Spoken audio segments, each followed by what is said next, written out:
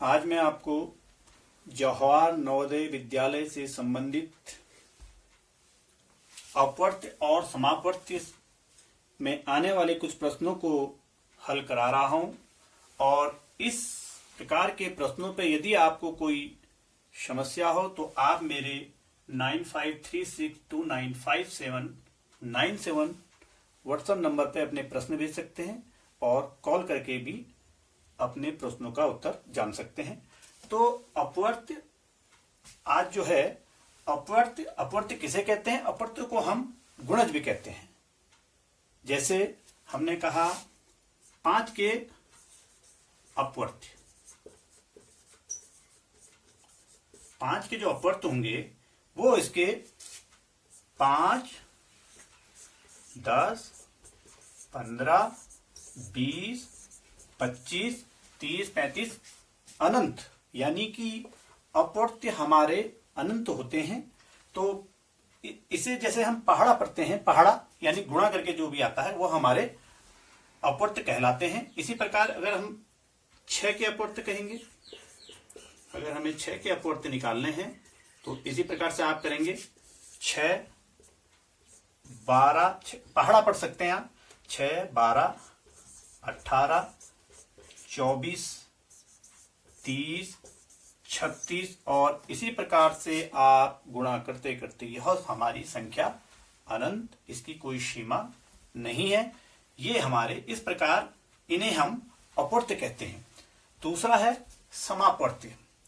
अब समापवर्त्य क्या होता है? जैसे अगर यह प्रश्न हुआ कि 5 और 6 के समापवर्त्य आप बताइए, तो समापवर्त्य क्या होता है कि जो संख्या 2 या 2 से अधिक जो संख्या हमको दी है वो 2 से अधिक भी हो सकती है, उनमें आने वाले उभयनिष्ठ माने कि जो दोनों में या जितनी संख्या का हमने निकालना है उसमें पाया जाएगा उसे हम उभयनिष्ठ कहते हैं, वह हमारे समापवर्त्य कहलाए जाएंगे। जैसे सपोज कोई 5 और 6 के ही हमसे पूछता है तो हम यह देखेंगे कि 5 और 6 का कहीं पे कोई ऐसी संख्या होगी जो दोनों में उपलब्ध हो। जैसे 5, 6 इसमें नहीं है, 10।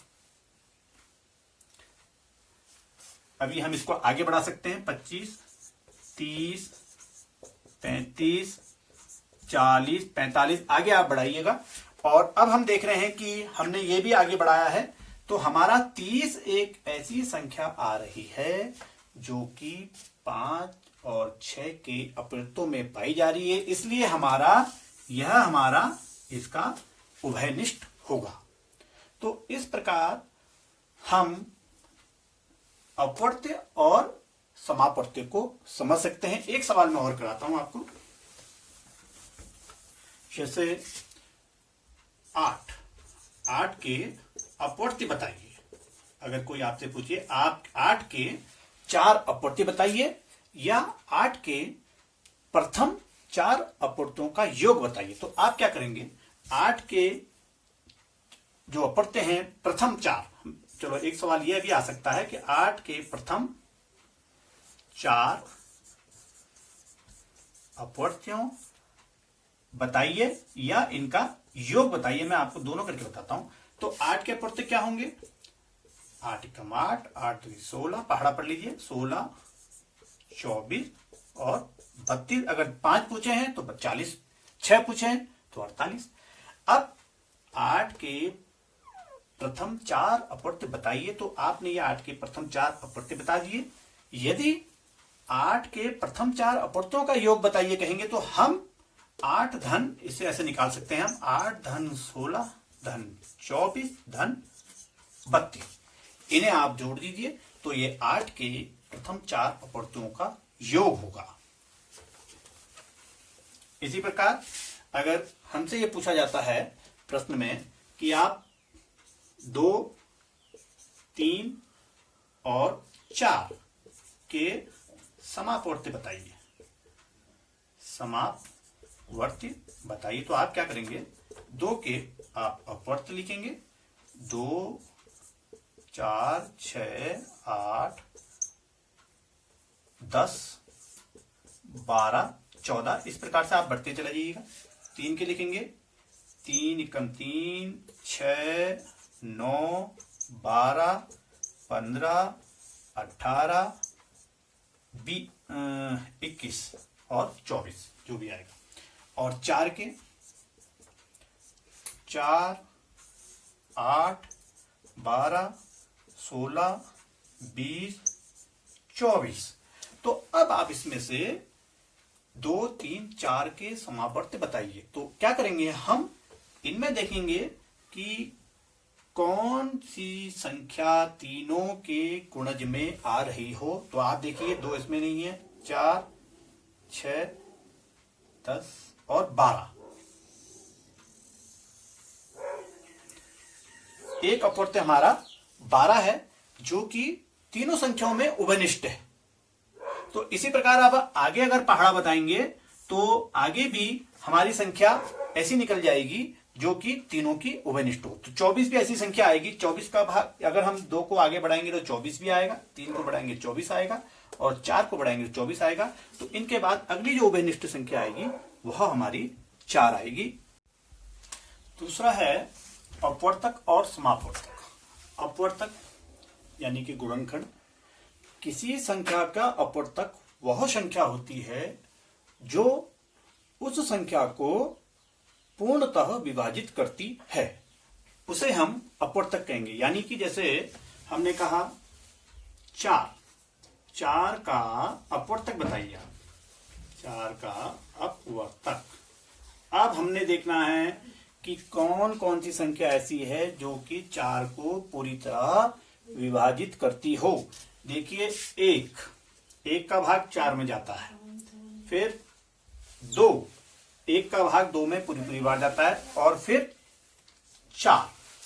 ये हमारे 4 के अपवर्तक हैं और किसी भी संख्या का अपवर्तक उस संख्या से बड़ा नहीं होता है और 1 सबसे छोटा किसी भी संख्या का अपवर्तक होता है क्योंकि 1 का भागा सब में जाता है। ऐसे ही हमने कहा 8 का अपवर्तक बताइए या 8 के अपवर्तकों की संख्या बताइए। तो हमने 8 में हमें मालूम होना चाहिए 1 का भागा जाता है, 2 का जाता है, 4 का जाता है और स्वयं 8 का जाता है। तो ये हमारे 8 के अपवर्तक हुए। और 8 के अपवर्तकों की संख्या यदि हमसे कोई पूछेगा तो 1, 2, 3, 4 होती है। कोई पूछे 4 के अपवर्तकों की संख्या कितनी होती है तो 1, 2, 3 होती है। अगला सवाल अगर इसमें यह है कि 16 के अपवर्तक बताइए। 16 के आपने अपवर्तक बताने हैं तो आपको 1 का भाग 16 में जाता है, 2 का, 4 का, 8 का और 16 का।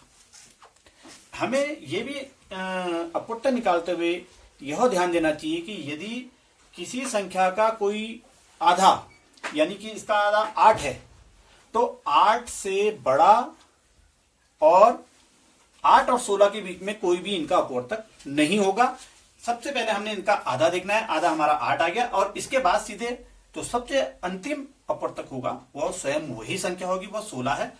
तो 16 का अपवर्तक ये है। यदि 16 के अपवर्तकों की आपसे संख्या पूछी जाती है तो आप 1, 2, 3, 4, 5 यानी कि 16 के अपवर्तक 5 होते हैं। ये हमारे अपवर्तक हुए। अगला है समापवर्तक। समापवर्तक कोई जैसे 4 और 6 के समापवर्तक बताइए। ये हमारा एक सवाल आया। तो हम 4 के अपवर्तक लिखेंगे 1, 2, 4 और 6 के अपवर्तक लिखेंगे 1, 2, 3 और 6। तो हमारा समापवर्तक क्या आया 2। 2 ऐसी संख्या है। 2 उभयनिष्ठ। आपको ध्यान रखना होगा कि उभयनिष्ठ किसे कहते हैं, जो दोनों में या जितनी संख्याओं का हमसे पूछा गया है उन संख्या में होनी चाहिए। तो 4 और 6 का समापवर्तक 2 है। ऐसे ही आपसे अगर कोई बड़ा सवाल ये भी हो सकता है कि 15 और 15 नहीं, हम बड़ी संख्या रखते हैं कि 30 और 40 इनके अपवर्तक बताने हैं, समापवर्तक बताने हैं हमें। तो 30 का हम निकालेंगे कि अपवर्तक क्या क्या होंगे। 1 2 का भागा भी जाता है, 3 का जाता है, 0 है तो 5 का भी जाएगा, 6 का भी जाता है, 10 का भी जाता है, और 15 हमारी इसकी आधी संख्या आई, और इसके बाद सीधे हमारा 30 का भाग जाता है। 40 में देखेंगे हम 1 का भी जाता है, 2 का भी जाता है, 4 का भी जाता है, 0 है तो 5 और 8 10, और 10 के बाद सीधे आधी संख्या 20 और 4। अब इसमें हमने ऐसी संख्या ढूंढनी है जो कि दोनों के अपवर्तकों में उपस्थित हो। 1 2, देखिए आप, 10, बाकी नहीं है। तो हमारे जो समापवर्तक आएंगे इनके वो क्या क्या होंगे। 1 2 और 10, और एक 5 भी है, ये 5, पहले 5 और 10। तो इस प्रकार से हम अपवर्तक और समापवर्तक के प्रश्नों को हल कर सकते हैं।